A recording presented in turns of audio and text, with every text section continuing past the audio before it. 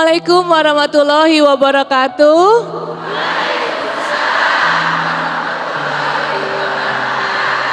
Kajian hati. Tenangkan. Alhamdulillah atas izin Allah kita semua di sini bisa berkumpul di masjid ini. Insya Allah penuh berkah. Amin. Dan pada kesempatan kali ini kita akan membahas tema yang sangat menarik dan juga bermanfaat bagi kehidupan kita sehari-hari. Yaitu jadilah pemimpin duniaku untuk mendapatkan surganya. Baiklah, mari kita simak penjelasan langsung dari guru kita, Ustadz Hilman Fauzi, dipersilahkan. Bismillahirrahmanirrahim. Assalamualaikum warahmatullahi wabarakatuh.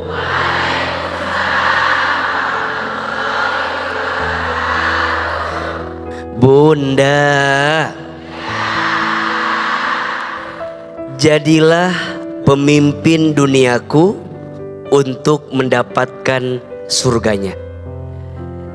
Suami itu adalah pemimpin untuk istrinya.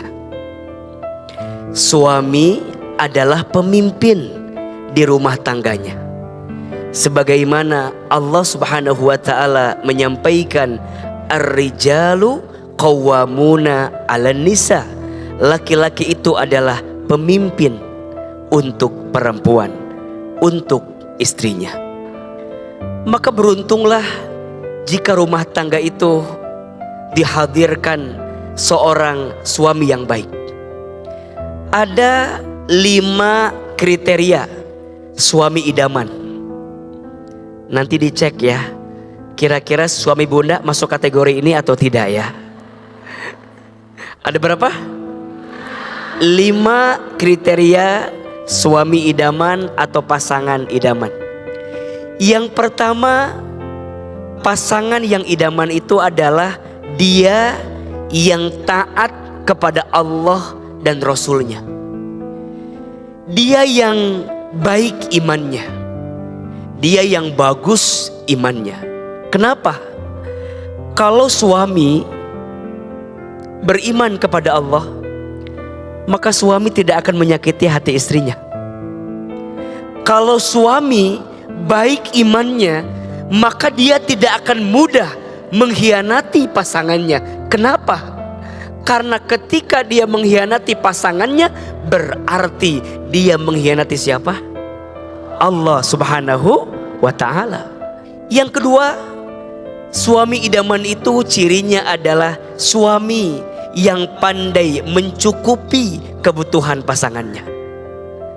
Cukup, bukan banyak. Maka suami yang baik adalah suami yang bisa mencukupi kebutuhan istrinya. Betul? Yang ketiga, suami idaman adalah suami yang ketika dia bicaranya menenangkan hati istrinya. Punya suami yang begitu?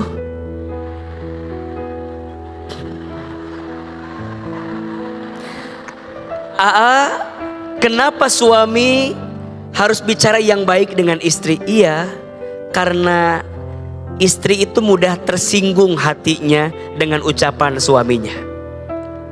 Al-mar'atu kal mir'ah. Hati perempuan itu seperti cermin. Cermin itu kalau sudah pecah, engkau bisa merangkai kembali pecahan cerminnya, tapi pantulan cahayanya tidak akan sama seperti sedia kala. Itulah hati perempuan. Kalau sudah tersakiti, mudah memaafkan, susah melupakan. Dan yang keempat, suami yang baik adalah suami yang memiliki kemampuan untuk memberikan nafkah. Dia gak malas, dia gak mager, gak malas gerak. Dia berusaha sungguh-sungguh memenuhi nafkah keluarganya. Dan ingat, untuk suami, saat engkau mencari nafkah, Allah siapkan pahala yang besar untukmu. Dan yang kelima, suami yang baik adalah suami yang bisa membimbing keluarganya untuk bisa makin dekat dengan Allah Subhanahu wa ta'ala. Suami yang baik adalah suami yang bisa menuntun istrinya untuk sholat berjamaah, menuntun anaknya untuk bisa lebih dekat dengan Allah, untuk bisa baca Quran, untuk bisa berzikir, berdoa, dan menghabiskan hidupnya untuk mendekat kepada Allah. Di dalam Al-Quran Allah Subhanahu wa ta'ala berfirman, ya ayyuhalladzina amanu qu anfusakum wa ahlikum naro. Wahai orang-orang yang beriman, jagalah diri kamu sekalian dan anak-anak kamu sekalian dari siksa api neraka. Suami yang paling baik adalah suami yang paling baik kepada keluarganya. Khairukum li ahlihi wa ana khairukum li ahli. Kata Nabi, sebaik-baiknya suami yang paling baik kepada keluarganya, dan aku adalah orang yang paling baik kepada keluargaku. Itulah yang Nabi sampaikan. Mudah-mudahan bunda yang sudah berumah tangga, Allah hadirkan suami yang baik, suami yang soleh, suami yang bisa membimbing kita dalam kebaikan. Amin ya Rabbal alamin. Kalau Ustadz Hilman menjelaskan sesuatu tuh membuat hati kita adem. Tapi pertanyaannya Ustadz, Iya. carinya di mana Ustadz suami idaman?